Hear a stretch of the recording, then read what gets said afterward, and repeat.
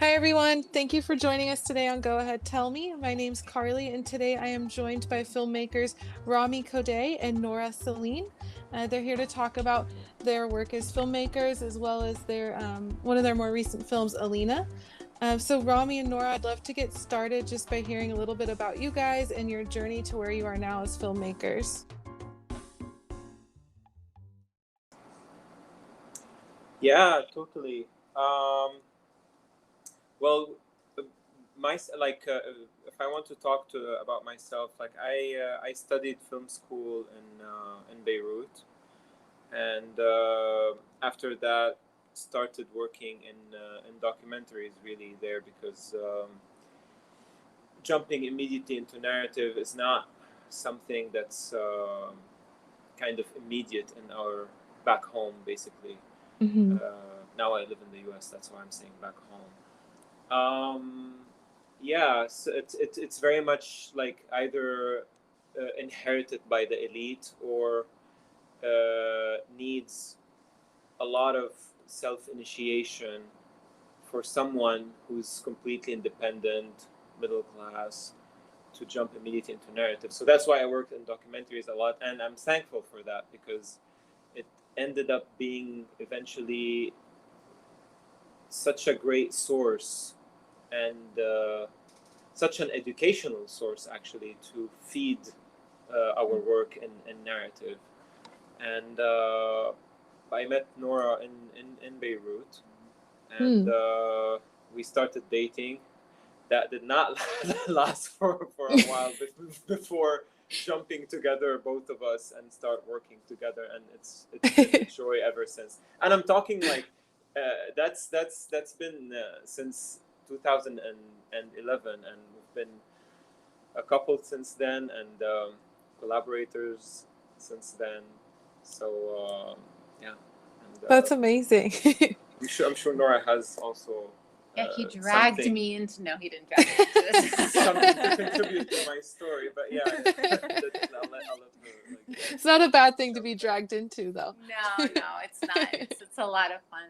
The irony is that I was born and raised in LA, where obviously a Mm. lot of people are in filmmaking, but it didn't occur to me. I grew up. I'm the daughter of immigrants, and nobody in my family does film or anything like that. So I studied literature up north at Stanford, and then traveled to Beirut, not expecting to necessarily stay that long. But after meeting Rami and kind of transferring my love of writing into documentary, I got Mm. really hooked.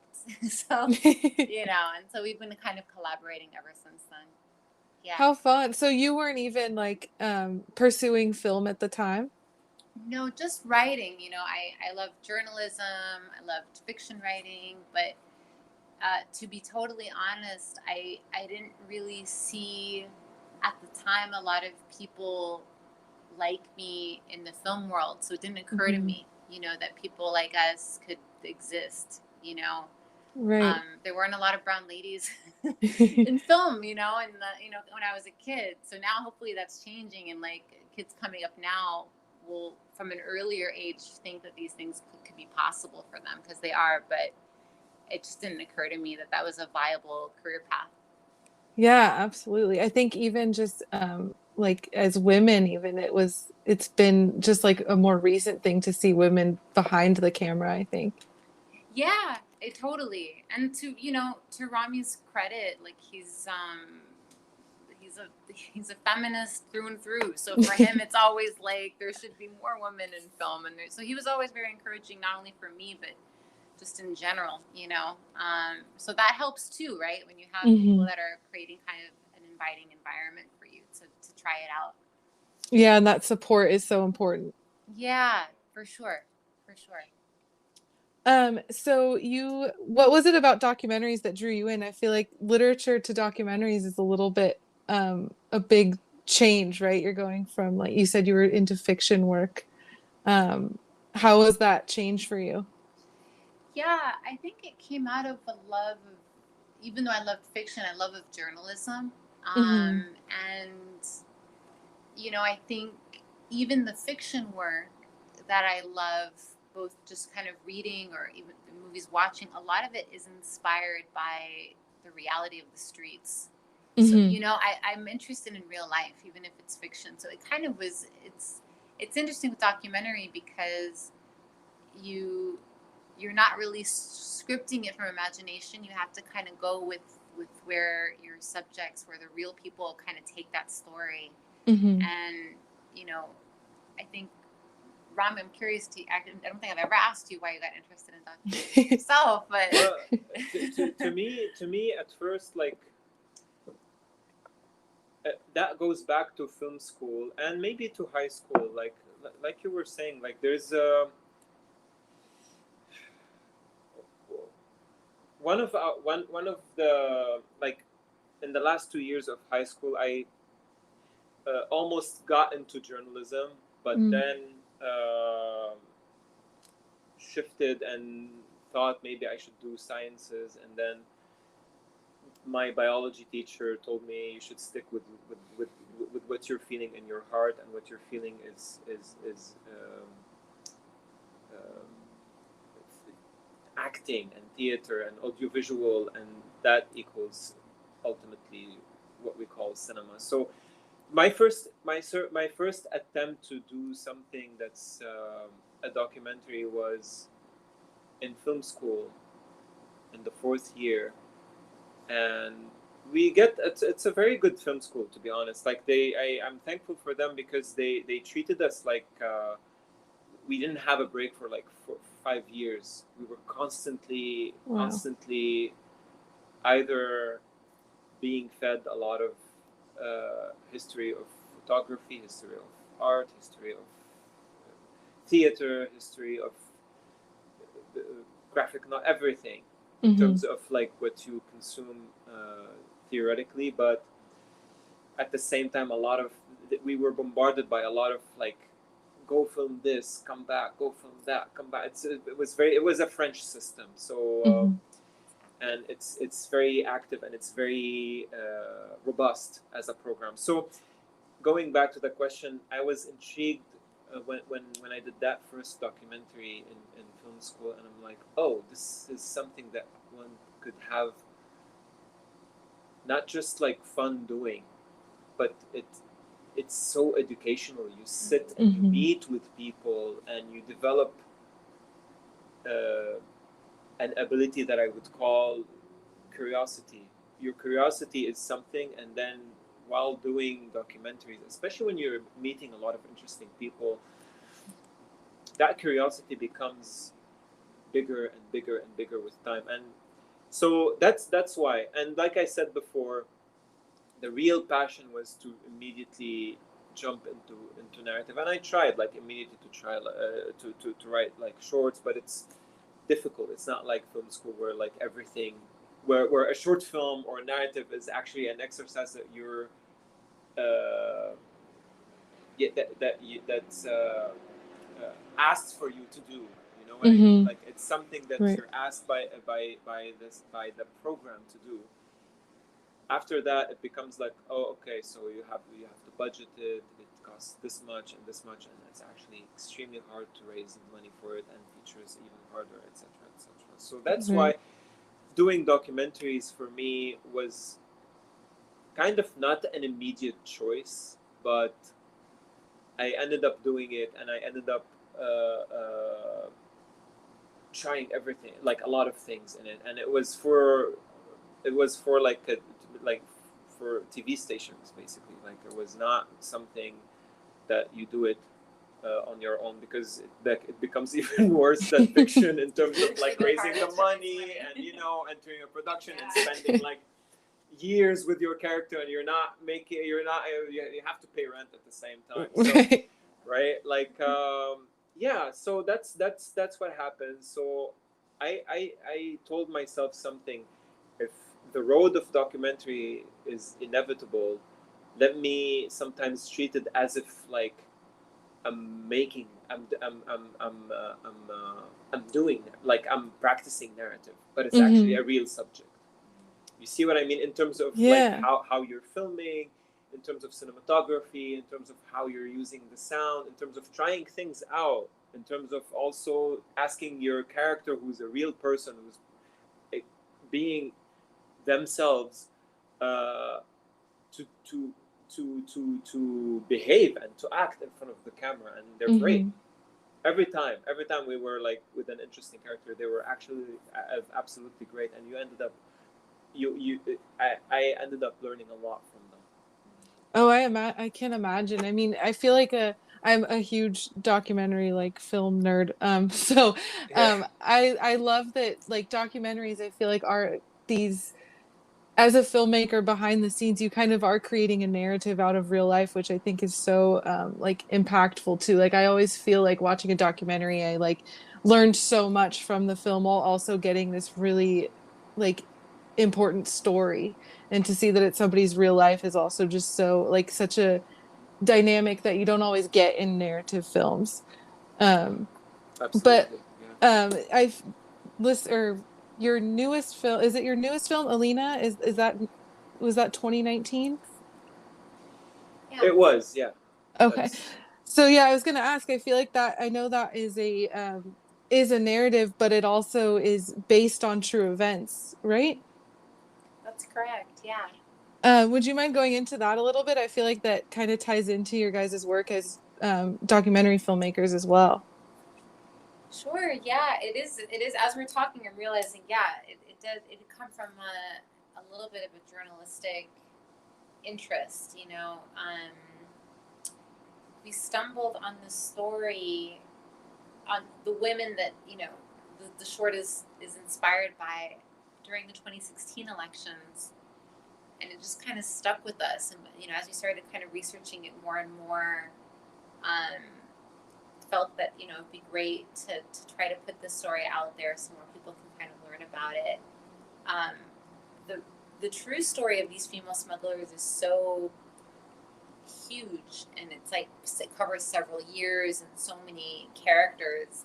So we had to kind of do a composite and distill it down into like a short that we can manage to make ourselves and kind of produce with available means. It's not a big Spielberg production or anything like that, but it was great to kind of figure out, okay, how do we take all this research and try to focus it as much as possible. So the whole story takes place in one night with a limited amount of characters, and it was a good exercise because it kind of makes you realize like what it really comes down to are like the human dynamics and emotions,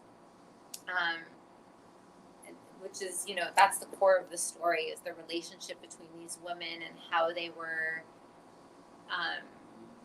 reacting to the Nazi occupation and to the separation of between themselves and their family members, which is something that is resonant today. So it was, I think the documentary research was really useful, just having that background and having that kind of education. Yeah, and for those listening who aren't familiar with the film, it's women like fighting to save children and like through the Holocaust, correct? Yes, exactly.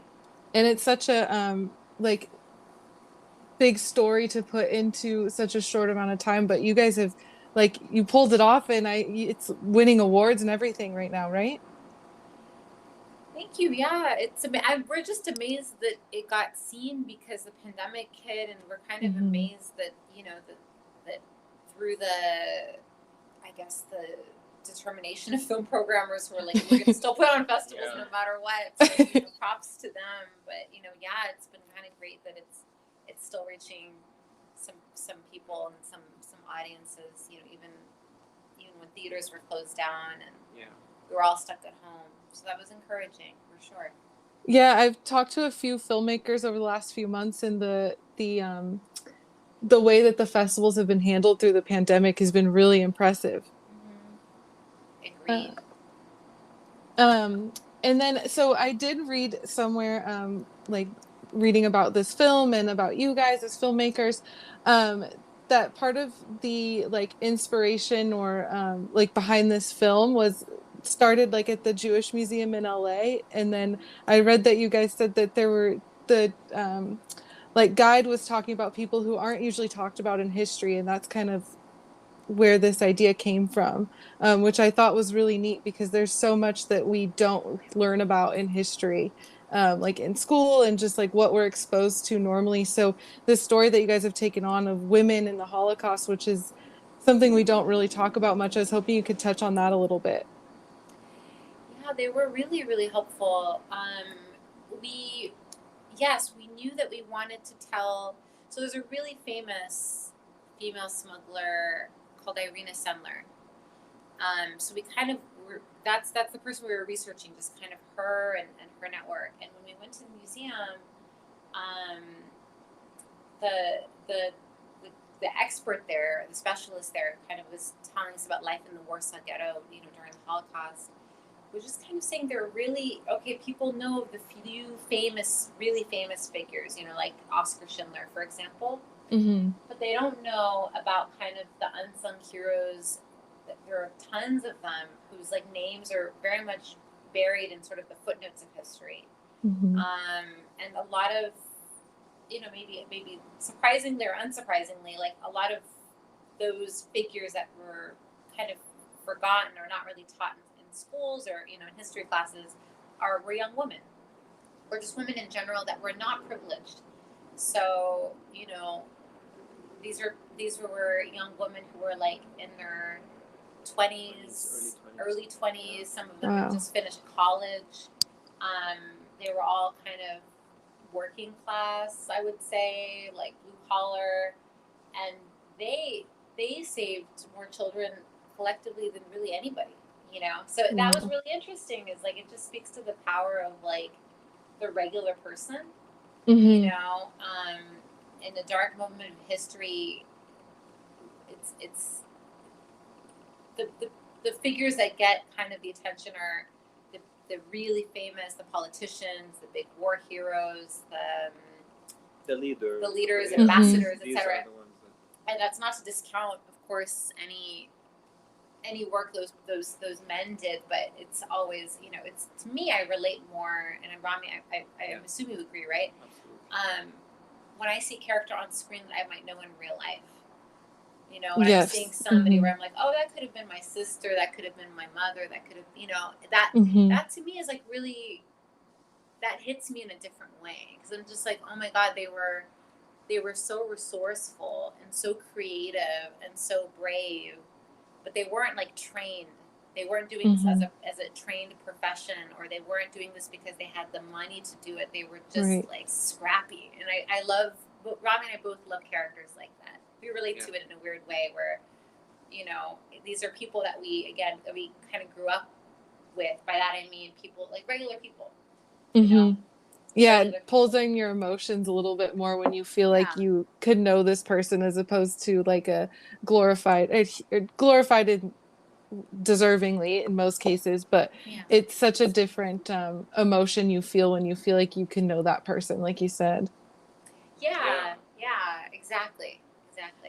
And it's I love that you guys are telling a story of women as well, because it's, our history is so dominated, I feel like, by white men, and so it's refreshing to see a different take on history and showing a story that's not told as much. That's true. It helps that both of us were, especially Rami, I mean, you could speak to that, but Rami,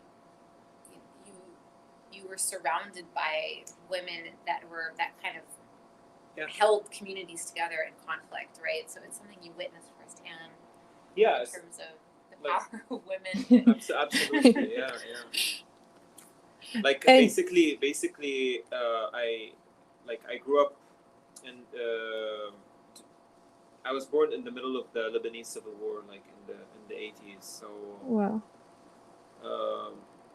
And like basically between my mom and my aunt and their friend, and like these people were like so much around like after the war, because there's something I always say, and I learned actually from the documentary work, which is like a war always starts and ends, but what's really difficult to deal with is the aftermath. And the aftermath, that was very much like during the war and the aftermath. Like it's it was very like, a lot of people say that the Middle East is it's a patriarchal place. Maybe that's what it is in terms of like in general, but it's not the way how I grew up. Absolutely not the way how I grew up. I grew up very much like surrounded by a lot of strong women, starting with my mom and going to my aunt and their friends and neighbors and everything. So yeah, it's so normal for me as a man to see. It's natural and normal for me to see a strong woman. Even the classmates at the time, like there were a lot of. I mean, that's not. It's like this is very like on the fun part, right? Like it's a lot of women were a lot stronger in basketball than men. Seriously, yeah. And in the 90s, like that's what it is. Like usually, the boys were playing soccer and the girls were playing basketball. And at some point, I was playing a little bit of soccer and a little bit of basketball. So when I was playing basketball, I used to play with the young women back then. Very strong. That's what I have to say in terms of physical strength and in terms of mental personalities. Yes. Yeah. Personalities. Seriously. I love that. I love hearing that perspective from a man too. It's awesome. Yeah, it's very like if I haven't seen it and experienced it myself, I wouldn't be saying it right now. Yeah. It came natural, is what he's saying. It's really natural to see. Yeah. To have the heroes be female. Yeah. Well, I hope it becomes a more natural thing for everyone else too, because it's hard to see people who don't have that kind of perspective on life and the people around them. You talked a little bit about the war that you grew up around, and I saw a quote from you that really hit me and like has stuck with me. And you said that the only way to counter hate is with love, and I just kind of wanted to bring that up because that was such a like profound thing to me. It's like it's such a simple thing, but also nobody experiences or like actually does that, actually just realizes that, oh, I can counter this hate with love. And there's so much hate in this world right now, and I thought that was a really important quote to bring up from you. Yes, because it's if you think about it, like basically our society in Lebanon in general is has a lot of like 18 religious groups basically that hate each other, basically, right? Like it's and the formation of such a small country was based on intentionally putting these communities together and plant the seed of hate between them, so that that specific place remains weak and easily penetrated by colonization and like other political entities from abroad, basically. So but it's such a small country to the point where like you grow up like getting along with the whoever is from another religion and another group or anything like that. So, and our household, which I'm very thankful for, was extremely secular. So you get taught that concept of love from a very, very early age, and you behave like it. And sometimes you just I used to be shocked when I'm actually hated, because like why am I why is there a sectarian act against me when I'm actually not feeling that feeling, which is the sectarianism or like the hate that comes with it, right? Right. So I was raised like that. I was raised like that. I'm so thankful for both of my parents that they raised me in a way that's extreme, like genuinely secular, and that like, it's interesting because when I immigrated to the States, it's you have racism here, while we had like sectarianism there, and they're both like it's they're both like acts of hate, right? So yeah, I was equally shocked here in the way how the system is working. Sometimes even with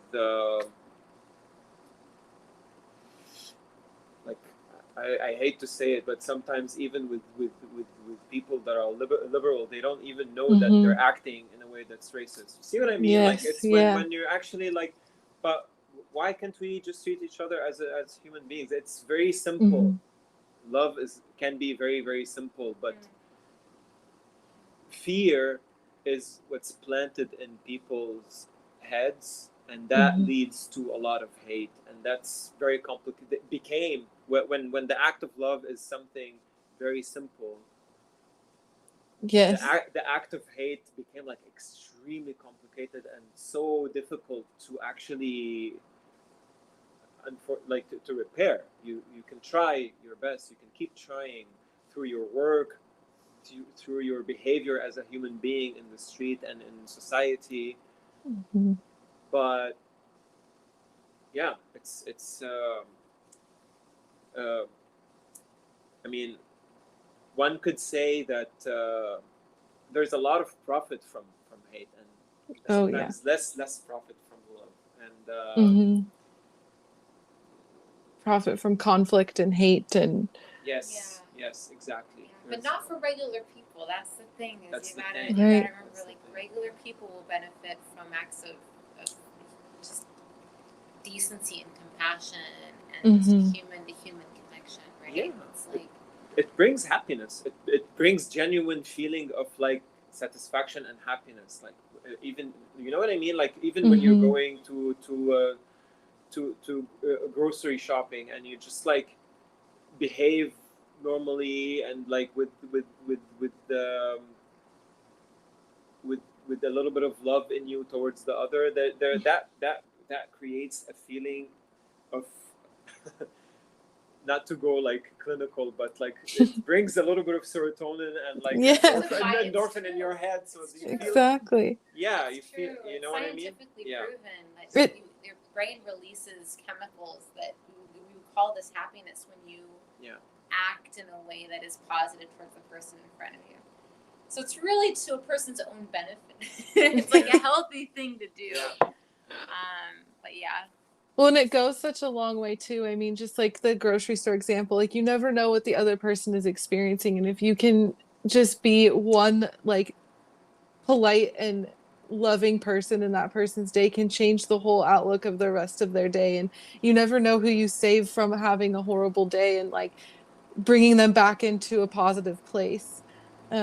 It's just being nice. It's so simple, but just being a good person is like can get everybody so much further and can accomplish so much in this world. Absolutely. 100%. Couldn't agree more. 100%. I've been on the receiving end of that. Like I've had moments in my life that have been hard, and just strangers by chance were just a little kind in the right moment, and it made a huge difference. I mean, it really does. Like on a micro level, but as you're suggesting, like on a bigger level too. Yeah. So, yeah, it's good to remember that. Yeah, and I mean that's what this podcast is all about, is like uniting people and from different cultures and different backgrounds. And so it's been really great talking to you guys because you have brought so much of that to this talk with you guys. It's been really, really great to hear your like sharing in that feeling of wanting to unite people and forget all of the hate in the world and just try and move forward with positivity and love. Thank you so much. Thank you so much for having us. Yeah, of course. It's been such a pleasure, and thank you guys. And I hope everyone goes and checks out your films because they are the Alina's really amazing, and the lighting and everything in that film is gorgeous, and such an impactful story. Thank you. So much. Thank you. Thank you so Appreciate much. it. We really appreciate it. Yeah. Thank you, Rami and Nora, for joining me today, and thanks to everybody listening. Be sure to follow Go Ahead Tell Me on Instagram and share this episode with your friends. Talk soon.